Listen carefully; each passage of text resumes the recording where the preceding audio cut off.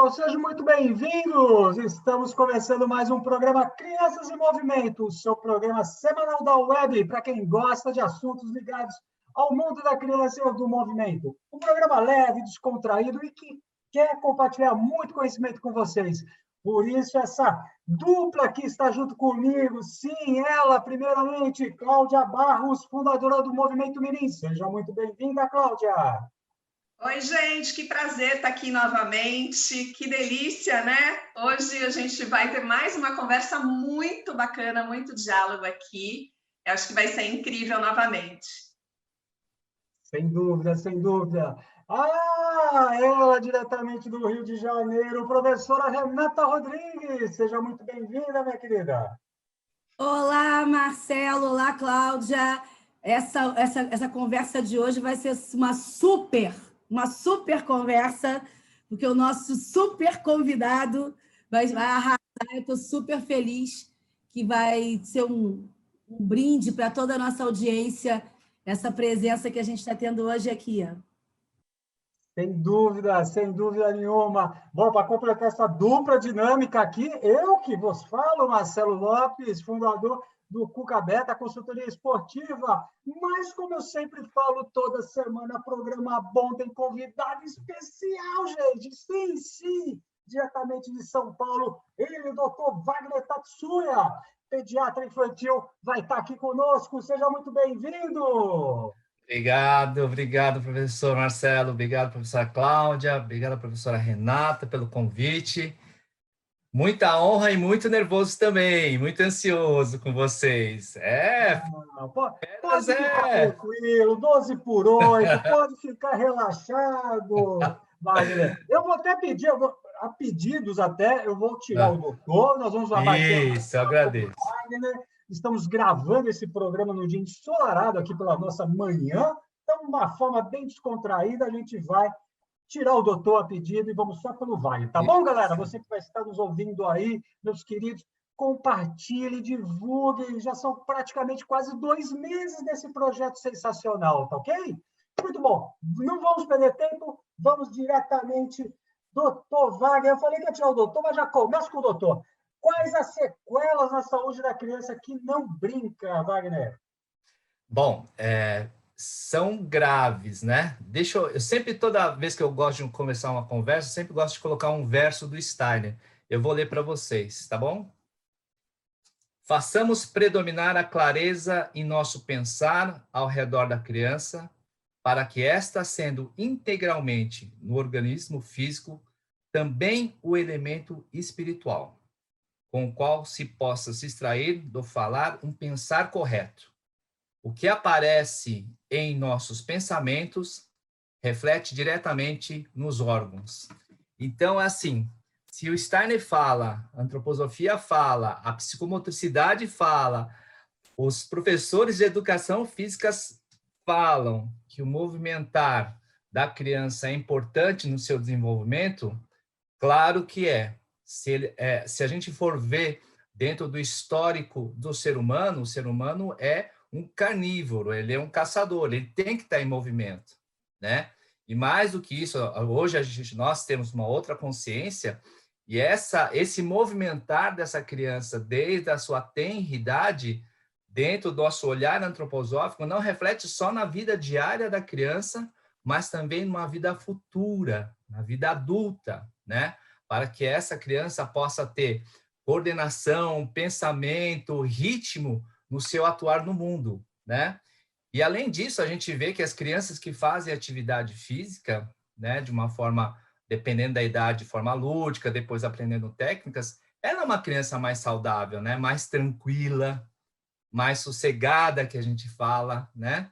Então, para nós pediatras, é muito bom a criança fazer atividade física, não ficar só na tela do computador, que infelizmente a gente tem que ter nessa época de confinamento, mas eu digo assim, em tablet, em televisão, a criança tem que estar em movimento, né? O brincar é importante, porque isso com certeza vai causar tanto doenças físicas, como também até agitação psíquica, né? Criança que eu vejo no consultório que mexe muito no videogame são crianças mais agitadas, né? Mais inquietas. Então, a criança precisa estar em movimento mesmo, tá bom? Essa é a minha visão. É o equilíbrio, né? A gente ter esse equilíbrio da utilização das multitelas aí, né? Que Exatamente. impactam a vida. Renata, Exatamente. como é que os pais eles podem colaborar aí para prevenir o sedentarismo infantil? Primeira forma de colaborar é brincar com seus filhos.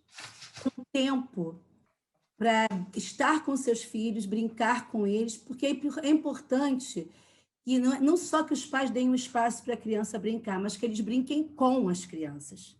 Porque o exemplo, ele arrasta, literalmente. Então, os pais precisam sair um pouco dessa inércia. A gente sabe que a rotina da vida é complicada, a gente sabe que tem que trabalhar, sabemos tudo isso. Mas é importante que se tire um tempo para brincar com essa criança e para estar com essa criança que ela está brincando, está em movimento. Outra dica também é, sempre que possível, colocar essa criança numa atividade esportiva, numa atividade física, numa atividade que eles obtenham esse brincar de uma outra organização, que não seja tão livre, tão espontânea, mas de uma forma mais organizada, mais diretiva, que através da prática esportiva. Então, são formas, são dicas que esses pais podem ter, mas assim, nesse tempo de confinamento, onde muitos locais estão fechados ainda, onde existe esse abre e fecha, onde existem restrições, a grande dica é brincar com seus filhos. E também não, como se diz, terceirizar essa atividade só para o outro. Tem que ter essa relação. Nem que você pegue uma bicicleta e vá andar no parque, acompanhar o seu filho, nem que você esteja ao lado dele.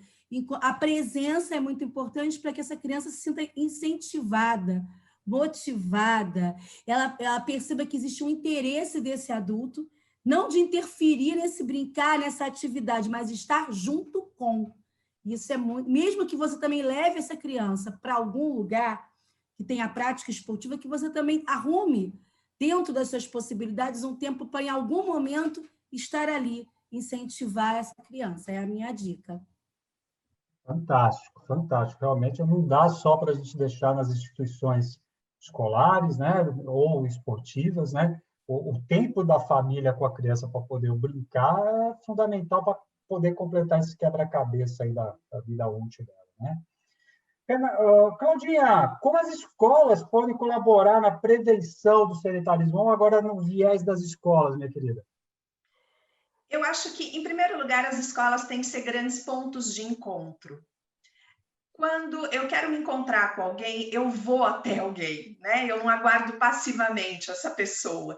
Então, eu acho importante, porque a partir do momento que a gente pensa na escola como um ponto de encontro, a gente começa a investir muito em questões extracurriculares, né? Esses encontros extracurriculares que são tão fundamentais. Agora, durante as aulas, se a gente for pensar nessas metodologias ativas, né? Então, o conhecimento, a criança não fica parada passivamente, aguardando o conhecimento ser transmitido para ela. A gente sabe que a aprendizagem, nesse sentido, ela é muito ineficiente.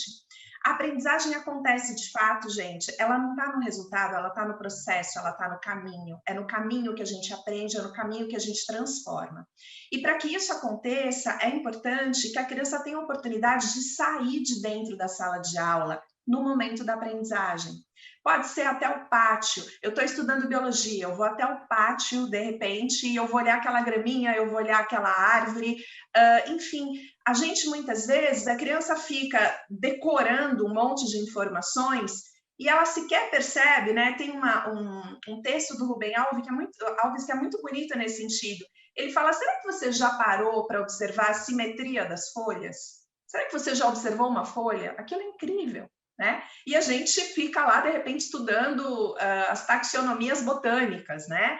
Então, é muito importante que esse aluno ele tenha a possibilidade de sair da cadeira, porque isso tem que estar fora do discurso, isso tem que estar na prática pedagógica.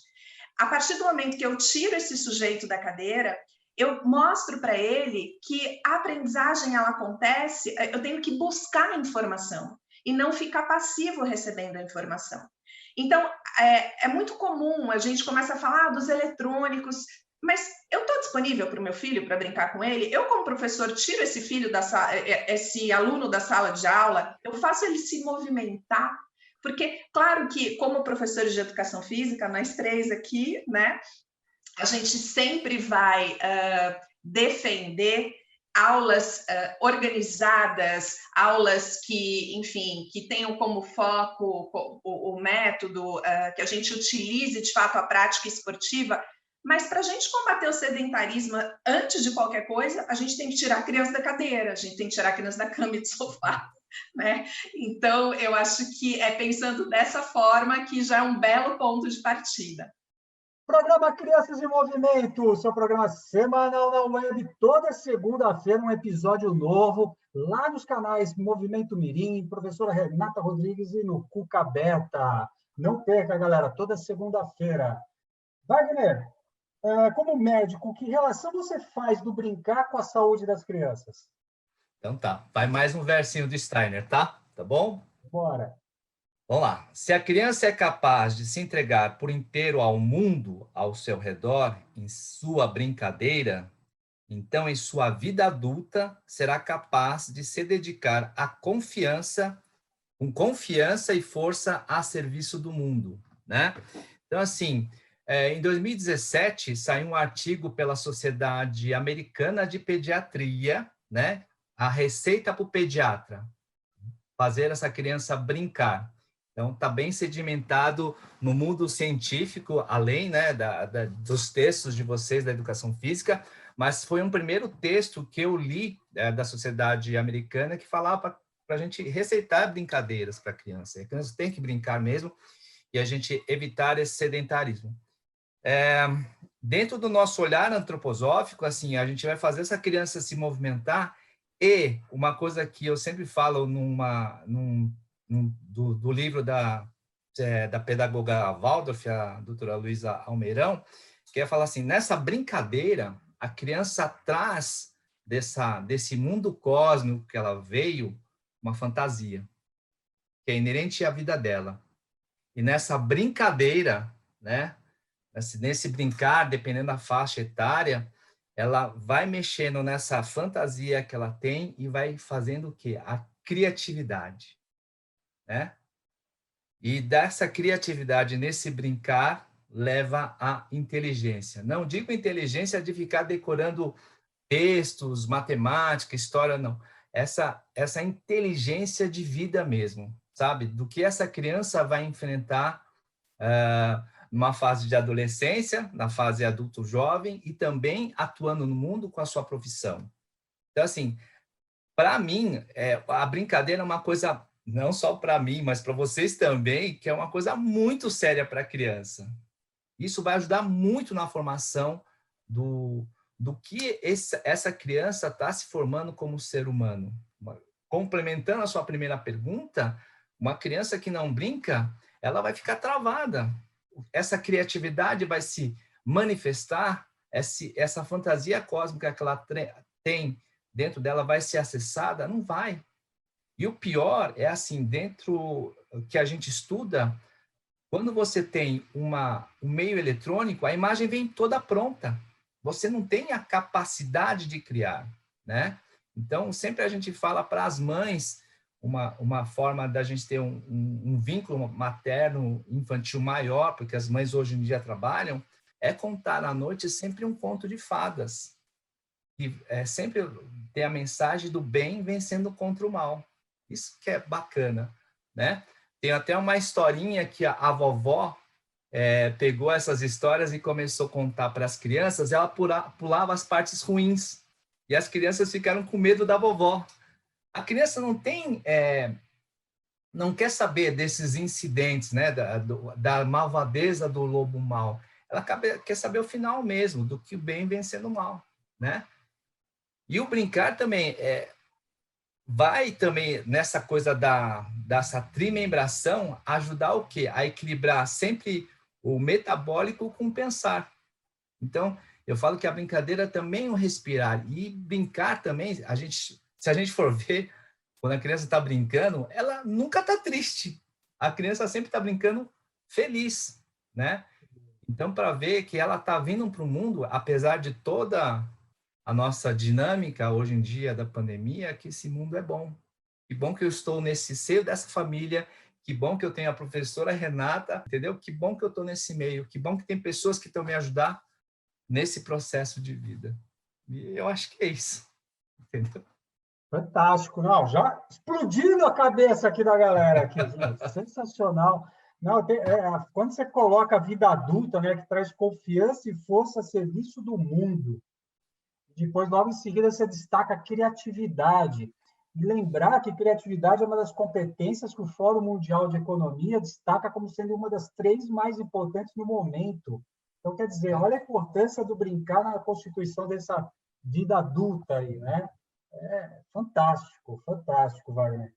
Renata, quais as maiores dificuldades enfrentadas pelo professor para utilizar o lúdico em suas aulas? É uma grande polêmica, né, sobre o trabalhar com o lúdico nas aulas. O que o professor tem que buscar é um equilíbrio, porque o brincar já é algo que faz parte da essência da criança e traz prazer, ok. Mas se eu trago esse lúdico para a minha prática educativa, seja ela dentro da academia, dentro da escola, dentro do clube, ou da prática esportiva, eu tenho que fazer uma relação desse lúdico com aquilo que eu me proponho a trazer para aquela criança com significado. Isso não quer dizer que esse lúdico espontâneo, orgânico, não seja importante, mas ele já faz parte do mundo dessa criança. O que eu trago como professora desse lúdico é um significado para a aprendizagem daquilo que eu quero propor àquela criança. Para isso, eu preciso me fundamentar. Fundamentar esse lúdico para que ele não fique solto, satélite, nessa prática educativa ou nessa prática esportiva. E aí isso gera uma grande polêmica, porque tem muita gente que diz que os professores, hoje em dia, estão justificando uma certa incompetência ou uma certa fragilidade, principalmente na educação física. Isso está sendo muito dito, disseminado, uma certa fragilidade nos seus conteúdos de ensinar e de propor, e estão substituindo isso por um discurso que é lúdico. Então, a gente precisa tomar atenção para isso. O lúdico não substitui aquilo que você vai propor. Ele é uma estratégia, uma ferramenta poderosa que vai trazer uma potência, um significado daquilo que você quer propor para a criança, para o indivíduo. Então, é preciso que a gente relacione esse lúdico com aquilo que você quer propor, com aquela atividade que você está ali mediando. E aí você vai ter uma sustentação que perpassa por uma questão prática, de prazer, de experiência, mas também tem um grande escopo teórico e formativo. Então, é o grande desafio do professor. Ele não pode banalizar esse tesouro que é o lúdico, não pode banalizar, mas também não, e também, ao mesmo tempo que ele tem que elevar esse lúdico, ele não pode ser a única forma dentro da sua prática educativa. Posso complementar? Eu acho que o lúdico é o acesso mais fácil para a fantasia cósmica para levar para a criatividade, né? Porque é através da brincadeira, desse lúdico, que eu acesso mais. Às vezes a criança, lógico, ela não tem a noção, mas ela não quer aprender muita técnica, mas através desse lúdico do brincar, eu acho que é a chave mais rápida para a gente acessar essa fantasia. Essa é uma impressão que eu tenho, entendeu? É uma impressão verdadeira, Wagner, porque o lúdico, ele faz esse acesso e ele é muito democrático. Sim, sim. O lúdico é democrático, né? Então, quando você fica no tecnicismo, você acaba sendo excludente de alguma forma. Então, o lúdico ele se torna para todos. O que tem acontecido, né, muitas vezes, é que a crítica que nós, professores, recebemos, né, é que não estamos fazendo aquilo que deveríamos fazer em detrimento só do lúdico. E é isso que a gente tem que ficar atento. Mas é o acesso mais poderoso. Sim. Concordo plenamente com você. Eu não acredito em outro caminho. Eu não acredito em outro caminho. Eu acho que só fica no tecnicismo, desculpa, eu acho que engessa demais. E eu acho que o lúdico tem que ser, a criança, se o brincar tem que ser livre, esse lúdico acessa muito mais rápido. Se as pessoas tivessem essa noção, nossa, pelo amor de Deus, como as crianças seriam mais felizes, eu acho, com certeza. Gente, eu posso só complementar, Marcelinho, a gente não deixa você falar hoje. Tem uma questão que eu acho que é importante. Hoje, muito se fala a respeito das funções executivas, né? O que são as funções executivas? Na verdade, elas são funções que são governadas por uma estrutura do nosso sistema nervoso, que é o córtex pré-frontal, que é justamente a estrutura que governa os nossos comportamentos. Essas funções, gente, a gente não nasce com elas prontas, a gente nasce com a capacidade de desenvolvê-las. Uma dessas funções é a flexibilidade cognitiva. Para a criança acessar essa flexibilidade cognitiva, o lúdico é fundamental. O que é a flexibilidade cognitiva? É a capacidade que eu, como indivíduo, tenho de me adaptar a diferentes situações. E é muito importante, quando a gente ouve, né, o Dr. Wagner falar aqui, falar aqui a respeito desse repúdio a um olhar único e exclusivamente tecnicista, quando a gente está falando de um olhar somente tecnicista, e aí a gente está falando, no nosso caso, da educação física, um olhar tecnicista, mas no caso do professor de sala de aula, um olhar exclusivamente conteudista, né? Onde a criança recebe aquela informação, ela não tem a oportunidade de correr atrás daquela informação. Eu não trabalho flexibilidade cognitiva. E, gente, criança inteligente é criança que sabe se adaptar. O Piaget já falava isso para a gente, né? Qual é a função da inteligência? É se adaptar. Eu sou inteligente porque eu preciso me adaptar a esse mundo. Então, é muito importante que a gente tenha esse olhar. E é o lúdico que permite esse acesso. É no lúdico que a criança consegue fazer boas escolhas, ter oportunidade de fazer escolhas, ter oportunidade de criar. Então, ele é fundamental. Agora, ao mesmo tempo, a fala da Renata é importante, porque eu, como professora, eu preciso estar fundamentado e entender como que eu vou inserir o lúdico na nossa aula, né? Na minha aula. Não é simplesmente deixar solto, não que esse momento não deve existir. Deve sim existir na minha aula um momento de exploração, um momento que as crianças tenham a oportunidade de explorar aquele material, aquele conteúdo que eu estou apresentando para elas. Mas em algum momento eu vou precisar dirigir, eu vou precisar mediar. E aí eu preciso saber aonde é o meu ponto de chegada, o que eu quero, o que eu planejei, né? Eu não planejei deixar um monte de criança brincando livremente, sim, porque nesse caso, na verdade, não faz sentido o meu ensino, né? Então, assim, elas vão brincar, ok, mas eu vou manipular isso. E como é que eu vou manipular? Eu vou preparar o ambiente, eu vou preparar os materiais que ela vai manipular, eu vou apresentar para ela, de repente, questões norteadoras. Então, eu vou direcionar desafios para que elas explorem. É disso que a gente está falando, porque a gente vem a muitos programas falando da importância do lúdico, e aí pode ser que um professor fale, não, pera, então é só para eu brincar? Não, calma. Né? Então, acho que essa fala da Renata ela é muito importante. Prestem atenção, organizem a prática de vocês e usem o lúdico como um recurso. Posso comentar? Pode completar. Pode. Tem uma coisa da pedagogia Waldorf que eu acho maravilhoso dos professores, que entre o tecnicismo e o lúdico, que é o respirar. Então, quando a gente vai muito para o tecnicismo, a gente retrai essa criança, né? Ela vai para dentro. E quando a gente traz o lúdico, a gente traz a vida dessa criança para fora. Então, é nesse equilíbrio, né?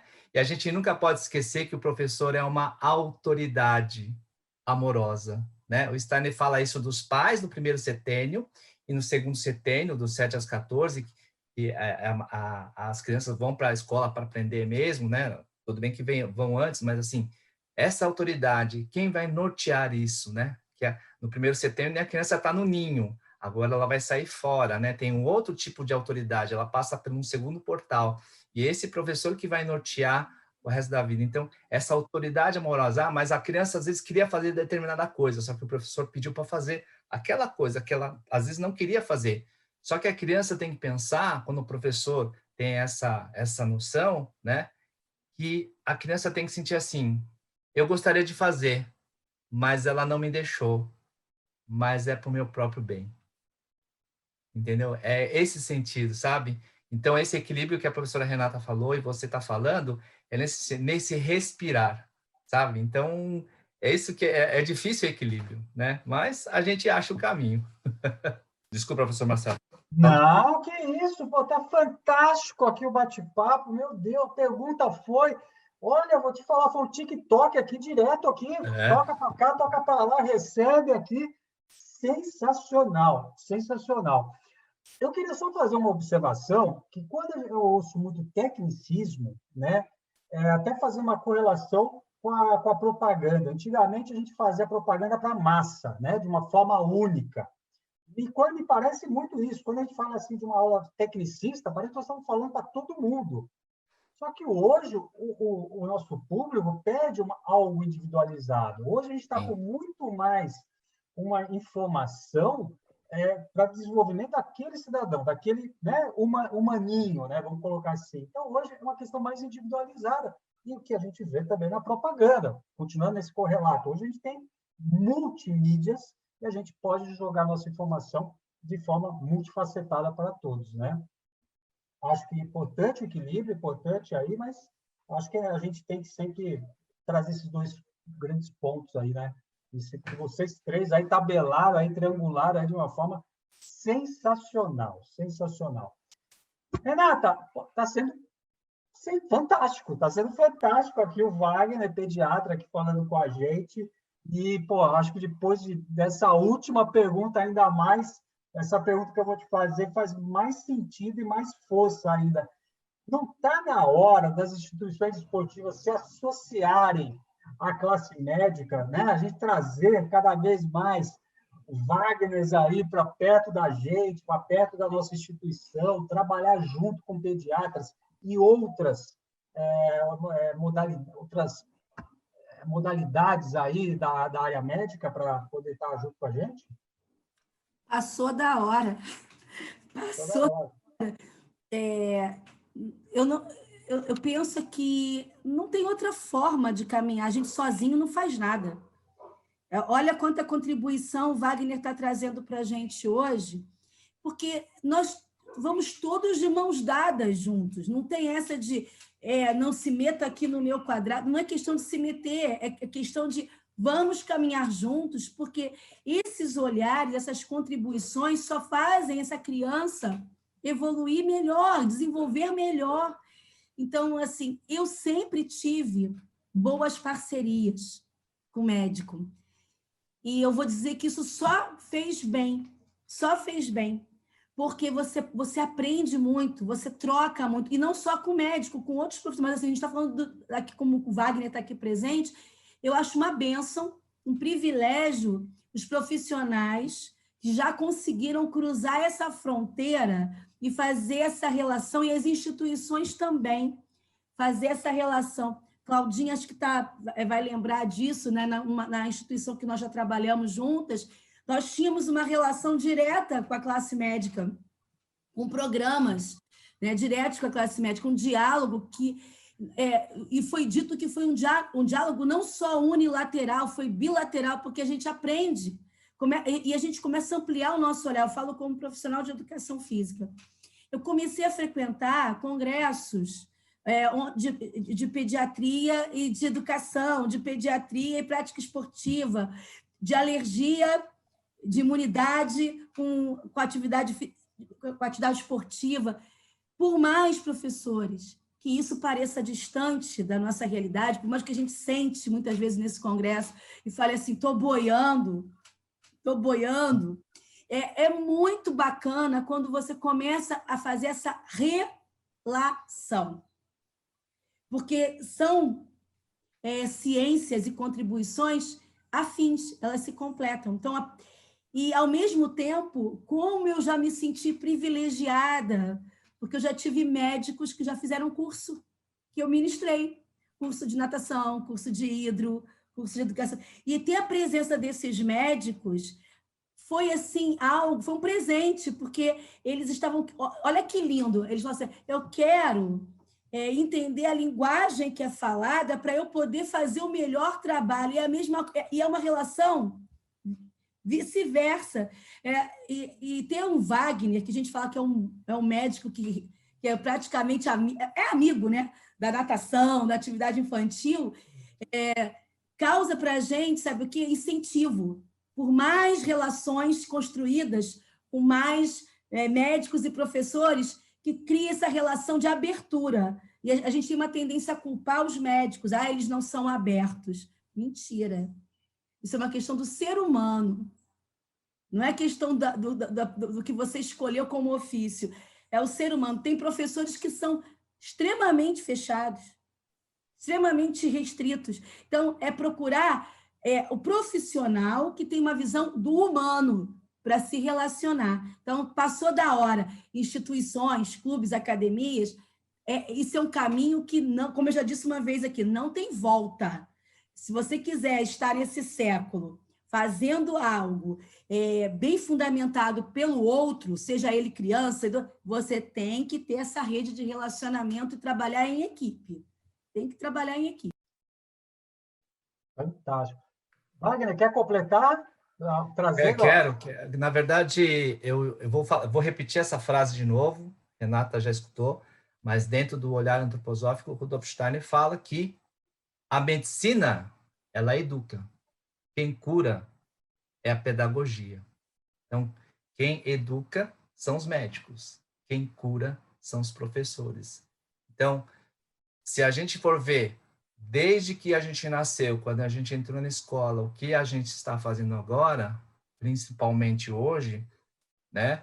Eu dou graças a Deus que tive bons professores, desde lá do meu pré-primário até aqui.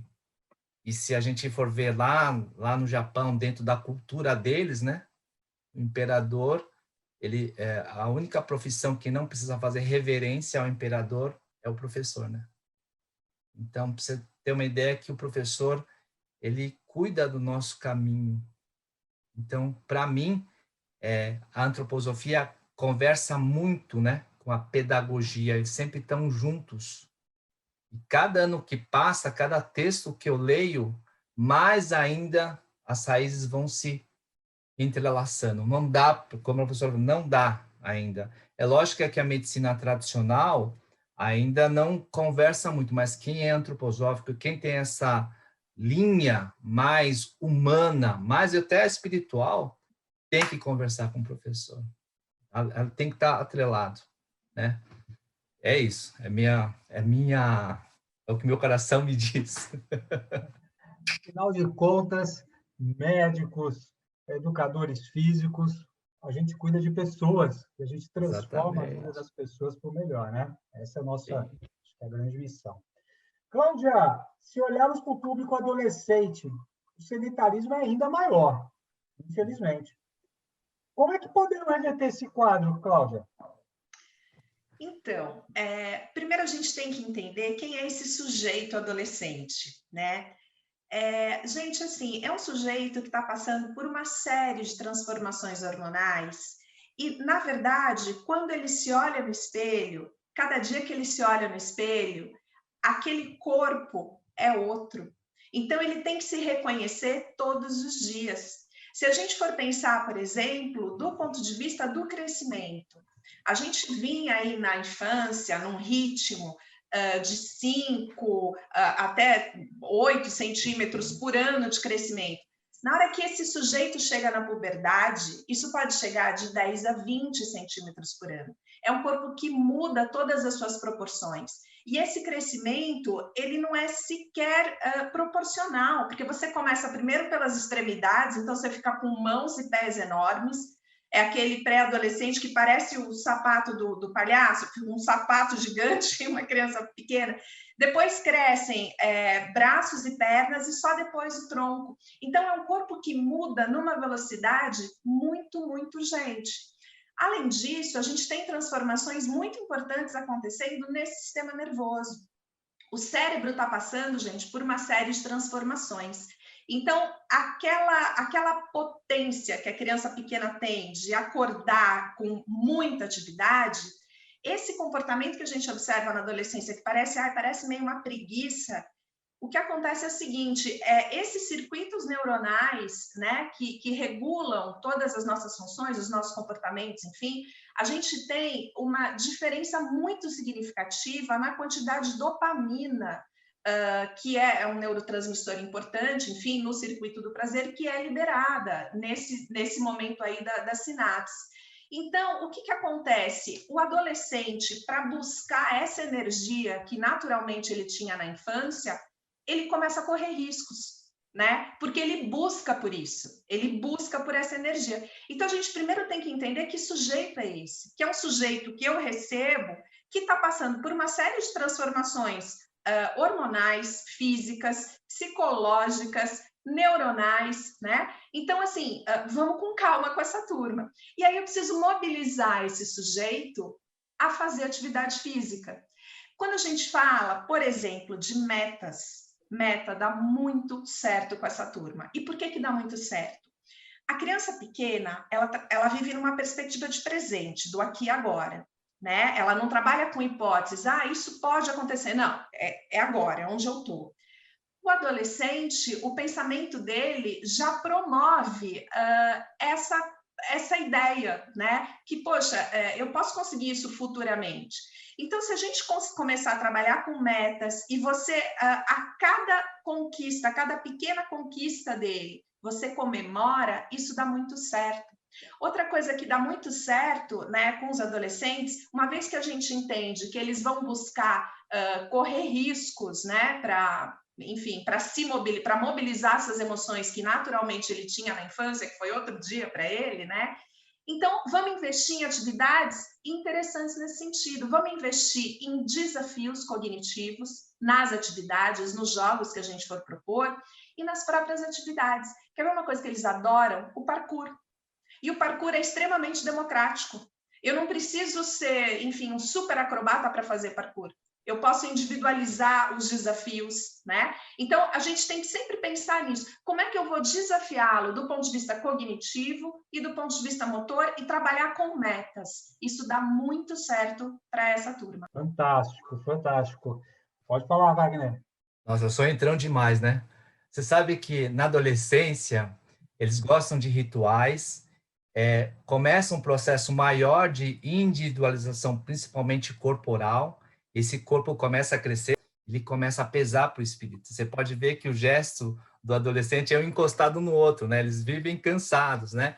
E eles gostam de rituais, tem essa dopamina que faz eles serem, gostam de desafios. Então, essa do parkour achei maravilhoso, né?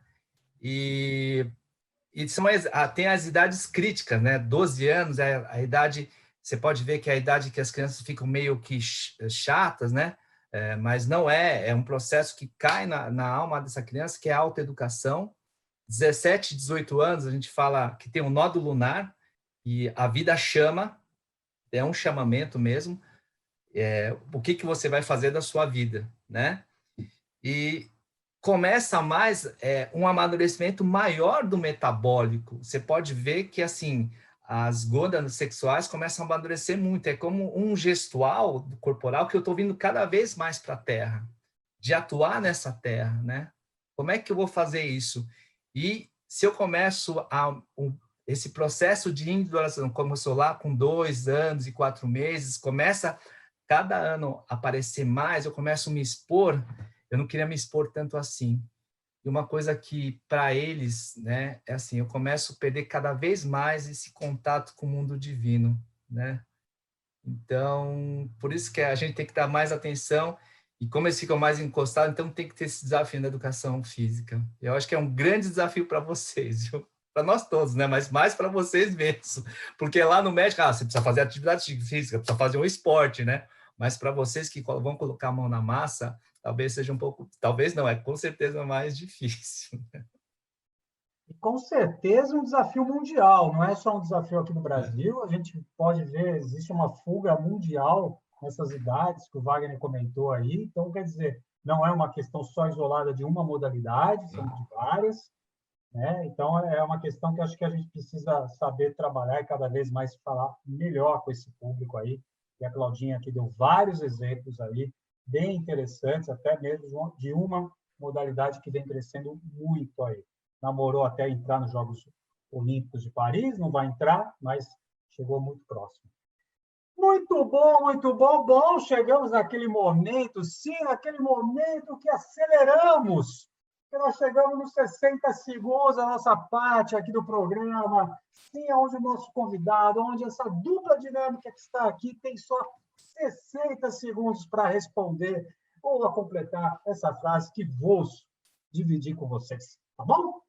Muito bom. Começando pelo nosso convidado de hoje, o pediatra Wagner Tatsura. Wagner, praticar esportes é? Então, só um adendo. Eu voltei a fazer a natação, né? E o esporte, né? Que eu fazia na adolescência e voltei a fazer agora. E comecei a anotar. Eu fiz um poeminha para vocês. Fazer esporte era um respirar, equilibrar, sentir a força da gravidade e a força do pensar. Consciente, inconsciente. Fazer o consciente ou inconsciente. Tornar o inconsciente consciente. E no meio, né, em torno aqui, peso e leveza. Equilibrar, respirar, harmonizar. É isso. Fantástico, fantástico, fantástico. E vou dizer mais, um poema dentro de 60 segundos. Ah, deu 60 segundos. Fantástico, fantástico. Olha, Wagner, sensacional, cara. Sensacional. Se a gente estivesse dentro de um videogame, você tinha ganho mais uma vida aí, com certeza. Com certeza você tinha ganho mais uma vida agora. Foi fantástico, fantástico, fantástico, fantástico. Muito bem, vamos para a Renata. Renata, praticar esportes é? Depois desse poema, não sei mais o que eu vou falar, né? Mas, assim, praticar esportes, para minha visão pessoal, de quem praticou a vida toda, é ter uma experiência que transcende para toda a nossa vida. É um privilégio para toda a nossa vida que você carrega como um hábito, como uma mudança não só física, de saúde, mas mental, emocional, é para toda a vida. Fantástico, fantástico. Cláudia, para você, praticar esportes é? Eu acho que é vida. Simples assim. Eu estou até intimidada para falar hoje aqui, então vamos parar por aqui. Imagina. Não, foi fantástico, Wagner, vocês todos, acho que é isso. Eu acho que, gente, a gente está chegando no final desse programa, e se a gente fosse fazer um resumo, nós falamos em esporte, falamos em saúde, falamos de educação, né? Começando sempre pelo humaninho, né, que a gente vem tratando aqui. Hoje até falamos um pouquinho desse humaninho já crescendo. Ou seja, acho que se torna indissociável essas três palavras, né? Esporte, saúde e educação, né? Acho que não tem como a gente separar isso. Wagner, me fala uma coisa. Para a gente terminar aqui, a gente está chegando para a gente começar as nossas despedidas. Eu tenho assim, um imenso prazer em agradecer você reservar o seu tempo nessa correria doida, né, que toda a parte médica está envolvida aí no meio da pandemia, a gente só tem de agradecer. Foi uma aula que você nos passou nesses 40 minutos aqui, foi fantástico. Mas eu sou curioso, então eu vou roubar mais um minutinho desse programa para me falar, porque você é apaixonado pelo Batman, é isso mesmo? Sim, sou apaixonado desde pequeno, não sei se foi pela fonética, né? Batman, e na década de 60 teve aquele seriado, né? Mas, assim, foi na década de 80 que teve um quadrinho do Frank Miller que chama Cavaleiro das Trevas, e aí eu fiquei totalmente entregue a esse herói, né? Um herói humano, que é playboy, na verdade, e teve esse trauma na infância, e ele faz de tudo para vencer o mal, né? É mais nesse sentido. Então, sou totalmente... um cara extremamente inteligente. e muito habilidoso, né, que a gente fala. Então, sou muito fã dele. Fantástico, fantástico. Adam West, o primeiro Batman da televisão dos Isso. anos 60, fantástico. Claudinha, suas despedidas, minha querida. Como é bom fazer esse programa, né? Que delícia, como a gente aprende, como está fazendo bem para a gente, né? É incrível. Então, assim, agradecer muito ao Wagner aqui pela presença dele, vocês dois. Eu tenho um recado, às vezes eu tenho uns recados aqui no fim do programa, né? Tudo, oportunidade é tudo, gente, esse é o momento. É o seguinte, no site da Movimento Mirim, a gente está fazendo algumas ações, porque é importante para mim entender qual que é o interesse dos professores, o que eles querem de verdade em termos de treinamento, né?